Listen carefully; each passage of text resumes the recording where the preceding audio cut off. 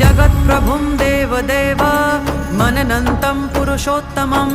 तुवन्नाम सहस्रेण पुरुषः सततोत्थितः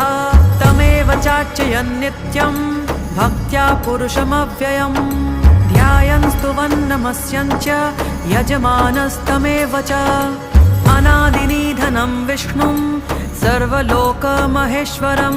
लोकाध्यक्षं स्तुवन् नित्यं सर्वदुःखातिगो भवेत् ब्रह्मण्यं सर्वधर्मज्ञं लोकानां कीर्तिवर्धनं लोकनाथं महद्भूतं सर्वभूतभवोद्भवम् एष मे सर्वधर्माणां धर्मोऽधिकतमो मतः यद्भक्त्या पुण्डरीकाक्षं स्तवैरर्चेन्नरः सदा परमं यो महत्तेजः परमं यो महत्तपः परमं यो महद्ब्रह्म परमं